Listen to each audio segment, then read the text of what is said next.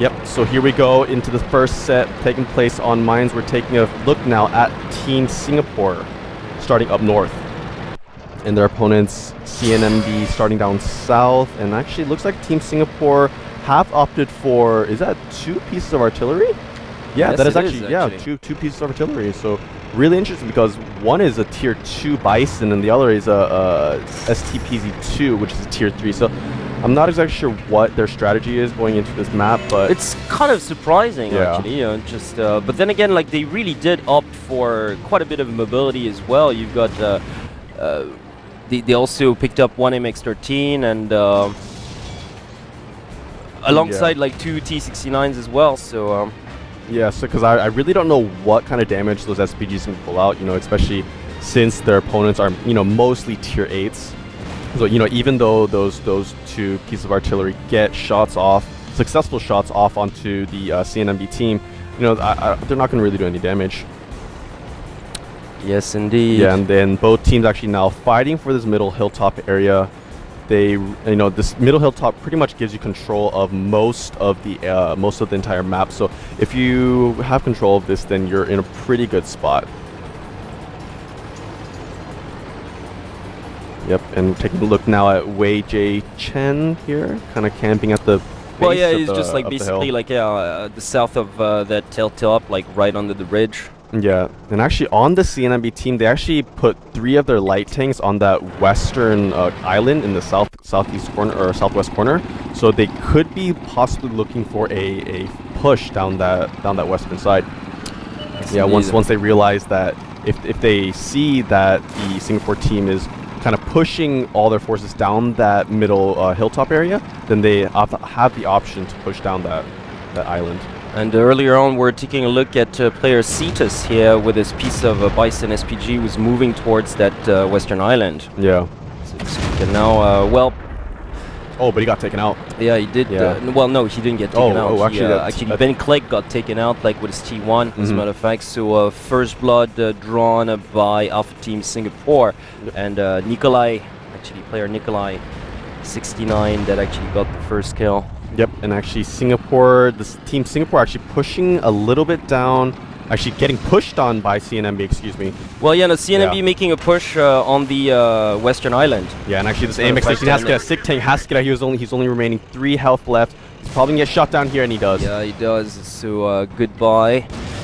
Oh, and actually... And the Bison, goodbye as well. So yeah, that western push definitely paying off here for CNMB. As you mentioned, the MX-13 is out alongside the tier 2 Bison as well. Yeah, actually CNMB is pushing really hard right now. They're actually pushing up on and the west island. And they also took out the other piece of artillery as well. Like both pieces of artillery were on that western island. So now basically they can go for base capture, and they have. Yeah, they are going for the base capture right now. It has been stopped though, so... it has been stopped, but they're completely outgunned still. I mean, like, basically the SPGs are gone, so now the heavy tanks are moving in on the CNMB side. Yep. Yeah, and the CNMB team is just completely surrounding Team Singapore right now. Alpha Team Singapore not looking too healthy right now. Yeah, no, definitely not. Although player Yui was taken out as well. Yep. And actually one more tank going out as well, so only 3 tanks remaining now on Team Singapore. They have 2 T-69s and that 1 T-52. So, yeah, I really don't know what, why they kind of went with that, with those 2 pieces of artillery. I feel like those 2 T-1s could have paid off more, with that vision. All right, but now another tank here going down. Yeah, so the last T1 like on the CNMB side went down, but they still have like 3 heavy tanks. Now actually meanwhile Alpha Team Singapore going for a sneaky base capture, so it's a good move. Yeah, definitely. It's a very good move because right now CNMB only has like heavy tanks, so they don't necessarily have the mobility to pull to defend this. Yeah, actually Singapore doing a great job of holding off this CNMB push. And now they're actually quite even, actually. They're definitely using those T-69s to good advantage here. The extra mobility allowing them to just sort of keep their opponents guessing.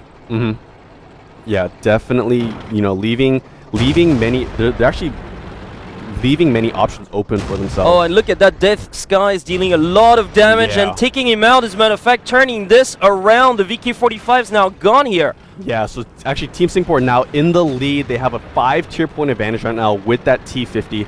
So they're actually going to look up to try and push up this hilltop. They just need to take out that one extra heavy tank, and look at that, it's really it's low really on hit already, points as well. So Nikolai here getting the shot, brilliantly done. So the T32 is out.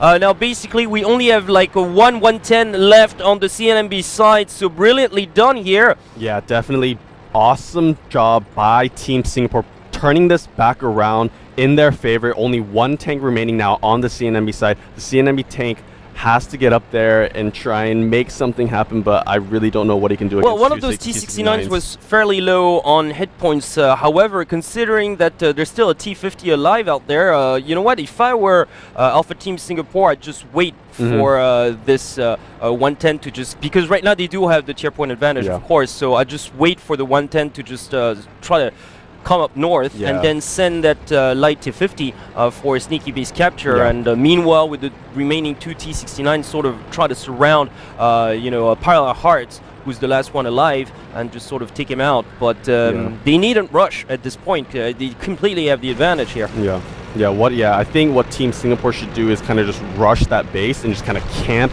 in the CNMB base, because that if they go to the base, then the 110 has to go there. Well, he has to go there as well. Well, right now we can see like Elite here just scrambling around the midsection of the map, like on that central hilltop, and he's probably just trying to get a peek as to where Parallel Hearts is actually is hiding pretty much. And once he's spotted, it's just pretty much going to be game over. We've got like low over 2.5 minutes left on the clock.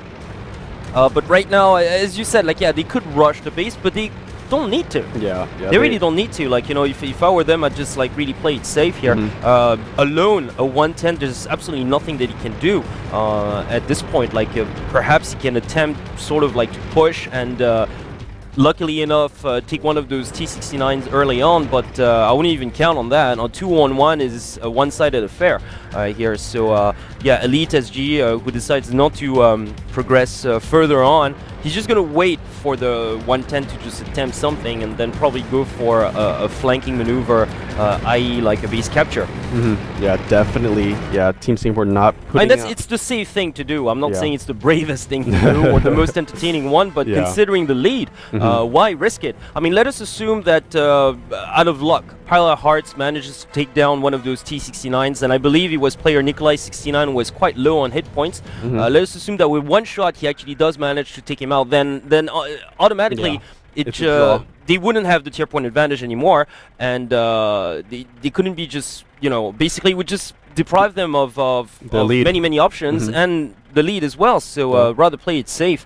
Right now, a minute 30 left on this first set, and well, unless we witness a miracle, I really don't see Alpha Team Singapore losing that one. Yeah, definitely. Alpha Team Singapore in a really commanding lead right now. They, you know, if they lose, definitely, if they lose one of those tier 8s, then they won't have the tier 8 advantage. Well, exactly, which is why it's definitely they can't be taking any risks. Right now, it's just what they're doing is that, well, I mean, pretty much like Parallel Hearts, who's like camped there, like on the central hilltop, and Elite SG, who actually just kind of figured it out. So he's just like camping as well on top of that hilltop. He's just waiting for Parallel Hearts to actually show himself, and it looks like we're just gonna sit quite comfortably through this one. Yeah, most likely. I don't think these two T69s are gonna move anywhere. And look at that, special kudos here to Nikolai 69, who got 4 kills. Wow. 4 kills. Yeah, what is great job. And he's actually almost at full health too. Is that like maybe 70%? Oh yeah, so part of me that like corrected, it was Death Skies who was getting low on hit points. Yeah. But like Nikolai 69 definitely doing great finishing job here. Yeah, great for support his team tank as well. Yeah. And you know, I'm kind of surprised because in the beginning it looked pretty grim out there for Team Singapore. I mean, losing like you know, those 2 pieces of SPGs and their MX-13 as well very early on actually in this round. That Western push by CNMB was very well executed, but it was